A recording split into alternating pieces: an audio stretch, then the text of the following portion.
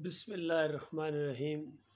ये मिर्ज़ा अली इंजीनियर साहब ने शिर्क के ख़िलाफ़ काफ़ी बयान दिए हैं और काफ़ी कोशिश कर रहे हैं, लेकिन फिर भी इनके अपने अक़ीदे के अंदर कुछ ना कुछ ख़राबियाँ अभी तक मौजूद हैं। काश वो इन चीज़ों को दूर कर लें। ये बिल्कुल उसी तरह की बात है जिस तरह डॉक्टर ज़ाकिर नाइक हिंदुओं, ईसाइयों और यहूदियों के बुतों को तोड़ते हैं, लेकिन अपने बुतों की हिफाजत करते हैं। यही डॉक्टर इसरार ने किया। असल में मुकम्मल तौर पर बुत परस्ती का ख़ात्मा करना है, चाहे अपने बुत हों चाहे दूसरों के बुत हों। ये इंसाफ का तकाजा है और इसी के ज़रिए खैर आएगी।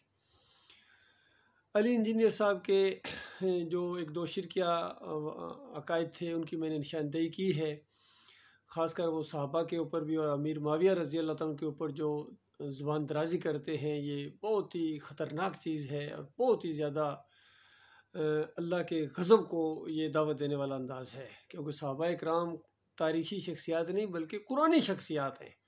अल्लाह ताला ने उनके बारे में गोया सनद दी है कि इनकी तरह ईमान लाओ, और कहीं रज़ी अल्लाह अन्हुम व रज़ू अन्हु कहा है कि अल्लाह इनसे राज़ी हो गया और ये अल्लाह से राज़ी। और फिर अमीर मुआविया रज़ी अल्लाह तआला अन्हु के लिए तो जन्नत की खुशखबरियाँ हैं दुनिया के अंदर। हदीस है नबी अलैहिस्सलाम की, बुखारी की रवायत है, किसी नजूमी का कौल नहीं है। फिर एक और रवायत जिस तरीके से आती है कि अमीर मुआविया रज़ी अल्लाह तआला अन्हु ने उम्मुल मोमिनीन को ख़त लिखा कि मुझे कुछ नसीहत करें, और कितनी ज़बरदस्त नसीहत उन्होंने की। उसका मफ़हूम ये है कि देखो, नबी अलैहिस्सलाम ने फरमाया कि अगर कोई अल्लाह को नाराज़ करता है और इंसानों को खुश करता है तो अल्लाह ताला और इंसानों को भी नाराज़ करा देता है उससे, और अगर कोई अल्लाह को राज़ी रखता है और इंसानों की परवाह नहीं करता तो अल्लाह ताला उन इंसानों को भी राज़ी करा देता है। तो किस कदर उनके अच्छे आपस में तलक़ात थे, कितनी अच्छी उनकी आपस में अंडरस्टैंडिंग थी और एक दूसरे के साथ हमदर्दी थी, प्यार मोहब्बत थी, मोमिनाना मोहब्बत जो होती है। लेकिन ये अली इंजीनियर हो गए या इसके उस्ताद मौलवी इसहाक या गामदी या ये डॉक्टर इसरार भी, हत्ता कि मौदूदी साहब भी खिलाफत व मलूकियत के अंदर इन्होंने जो ज़हर उगला है, तो ये अक़ीदे की ख़राबी के अलावा भी जो इनके अंदर ऐसी चीज़ें हैं कि जो इनको आखिरत बर्बाद करने के लिए काफ़ी हैं। फिर अली इंजीनियर साहब नबी अलैहिस्सलाम की कब्र की तरफ इशारा करके कहते हैं कि इसी कब्र के अंदर बरज़खी ज़िंदगी है। तो ये बहुत बड़ी जहालत है। इस कब्र के अंदर बरज़खी ज़िंदगी नहीं है। वो जो ज़िंदगी है वो जन्नत की ज़िंदगी है। वो जन्नतुल फ़िरदौस में सबसे आला मुकाम वहाँ बुखारी की रवायतों के अंदर है कि मीकाईल अलैहिस्सलाम और जिब्रील अलैहिस्सलाम ने नबी अलैहिस्सलाम को उनका मुकाम दिखाया, और नबी अलैहिस्सलाम ने कहा कि फिर छोड़ो मुझे, मैं इसमें दाखिल हूँ। तो दोनों ने कहा कि अभी आपकी ज़िंदगी का कुछ हिस्सा बाकी है, जब वो पूरा करेंगे तो आप यहाँ आ जाएंगे। तो अल वसीला का मुकाम है, नबी अलैहिस्सलाम वहाँ ज़िंदा हैं, मदीने वाली कब्र में नहीं। यहाँ बरज़ख कहाँ से आ गया, इस कब्र के अंदर बरज़ख कहाँ से आ गया। ये बहुत बड़ी जहालत है। बल्कि कब्र परस्ती के अंदर ये कौम जो मुलव्वस है उसको और गोया थपकी देना है कि इधर ही कुछ ना कुछ होता है। अभी इस एक तकरीर के अंदर भी, बयान के अंदर, सवाल जवाब के अंदर भी उन्होंने यही जुर्म किया है। इसी कब्र की तरफ इशारा करके कहते हैं कि यहाँ सवाल जवाब होते हैं।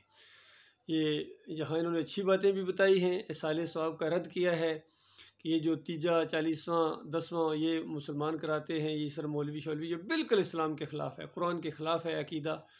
कोई किसी का अमल किसी को नहीं पहुँचता है। सिर्फ़ 3 अमल हैं जो नबी अलैहिस्सलाम ने फरमाए, सदक़ातुन जारिया है, इल्मुन नाफ़े है। तो वो उसके अपने अमाल हैं या उसकी अपनी औलाद है, उसके लिए दुआएं करे। ये चीज़ जो है उसको फ़ायदा पहुंचाती है मरने वाले को। जो नेक औलाद होती है वो दुआएं करे, और जो औलाद के अंदर से दुआएं निकलती हैं वो किसी और के अंदर से नहीं निकल सकती हैं, ना मौलवी साहब के अंदर से निकल सकती हैं।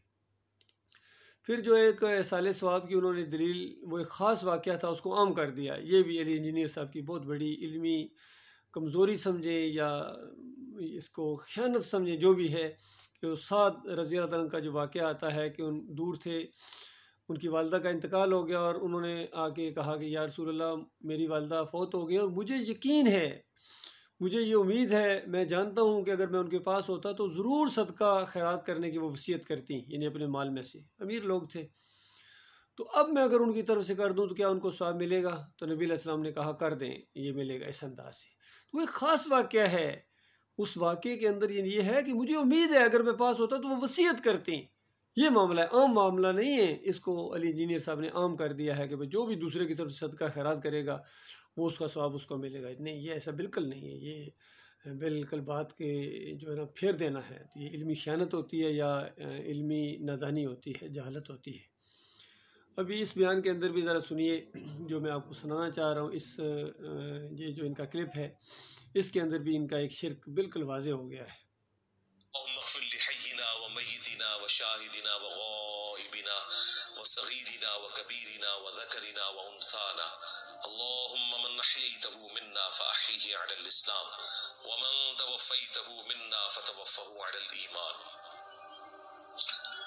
तो ये पहला हक रख दिया। उसके बाद सुनन नबी दाऊद में हदीस के कब्र पे जाके कब्र के सवालात की इस्तकामत के लिए दुआ मांगो। इसी तरीके से फिर सही मुस्लिम में हदीस, यही बात मैं आपको सुनाना चाह रहा था कि एक झूठी रवायत के ज़रिए कि कब्र पर जाकर उस कब्र में सवालो जवाब की इस्तकामत के लिए दुआ मांगो। और इस कब्र में कुछ नहीं होता है इंजीनियर साहब। इस कब्र में मुर्दा सड़ता है, गलता है, मट्टी के साथ मट्टी होता है। कुल्लो इब्ने आदम याकुलु तुराब, नबी अलैहि सलाम की वो बात पूरी होती है। और कुरान में आया कि मट्टी जो कुछ इनके जिस्मों से खाती है अल्लाह को सब मालूम है। ये इंसान मट्टी का बना हुआ है, मरने के बाद मट्टी के साथ मट्टी होता है, कोई इससे इस्तिस्ना नहीं है। वो जो मुस्नद अहमद बिन हम्बल की रवायत है कि अम्बिया के जिस्मों को मट्टी नहीं खाती है, बुखारी उसको मुनकर रवायत कहते हैं। वो मुनकर रवायत है मुस्नद अहमद बिन हम्बल की। और अहमद बिन हम्बल इसी कब्र की ज़िंदगी के कायल थे चूँकि, तो उन्होंने इस तरह एक ग्राउंड बनाई है कि रूह वापस आ जाती है, मुर्दा सुनता है, देखता है, पहचानता है। इसी को अपनाया आगे अहमद बिन हम्बल के जितने नज़रियाती शागिर्द गुज़रे हैं, इब्न तैमिया हूँ, इब्न क़य्यिम हूँ, इब्न हजर अस्क़लानी हूँ, या मौजूदा जितने ये अहले हदीस हूँ, सल्फ़ी हूँ, हम्बली हूँ, या देवबंदी और जो बरेलवी हैं, शियों ने, सब ने ये अक़ीदा अपनाया है कि रूह वापस आ जाती है, मुर्दा सुनता है, देखता है, पहचानता है, और इसी कब्र के अंदर कुछ ना कुछ होता है।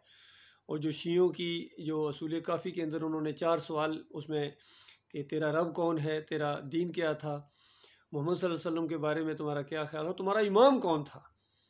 तो ये शियों ने अक़ीदा अंदाज़ अपनाया और सुन्नियों ने एक इमाम वाला मामला ख़त्म करके 3 उसी तरह कायम रखे। क्योंकि कब्र परस्ती का ये जो जड़ है ये फ़राहम हो गई अहमद बिन हम्बल के ज़रिए। तो ये बिल्कुल कब्र परस्ती आज मुसलमानों की ये बुत परस्ती की शक्ल इख्तियार कर गई है। सब कुछ वही करते हैं जो हिंदू अपनी मूर्तियों के सामने करते हैं। इसी वजह से डॉक्टर जाकिर के प्रोग्राम में मैंने ये सवाल सुना है, एक हिंदू कहता है डॉक्टर साहब को कि देखो कैसे आप कहते हैं मुसलमान मूर्ति पूजा नहीं करते, मूर्ति पूजा करते हो सिर्फ लटा के पूजते हो बाबा जी को, हम अपनी मूर्ति को खड़ा करके पूजते हैं, तुम अपनी मूर्ति को लटा कर पूजते हो। और बिल्कुल सही कहा उसने, अगर ये अपनी मूर्ति को लटा कर ना पूजते तो क्यों वो कहते।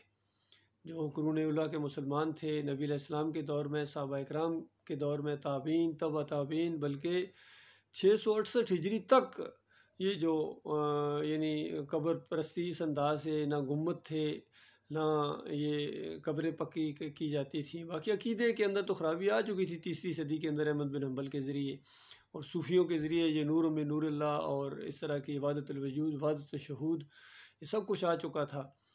तो इन सब को यानी ये अली इंजीनियर साहब हैं, इनको रहमतुल्लाह अलैह भी कहते हैं। फिर कहते हैं मैं इनके पीछे नमाज़ें भी पढ़ता हूँ, इनको चंदे भी देता हूँ। तो बताओ शिर्क और कुफ्र फैलाने वालों को जब आप चंदा देते हैं तो आप फिर उस फैलाने में पूरी तरह मुलव्वस हैं।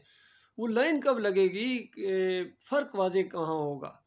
तो ये सारे इस मामले में ये रहे हैं। तकी उस्मानी हूँ, तारिक जमील हूँ, फजल रहमान हूँ, तारिल कादरी हूँ, सारे के सारे इस कब्र परस्ती के शजर खबीसा को ये पानी देते हैं और ये शिर्क के अंदर ज़रूर इनका ये साजबाज है इसके अंदर। तो ये जब तक ये सिलसिला टूटेगा नहीं कोई खैर नहीं आ सकती।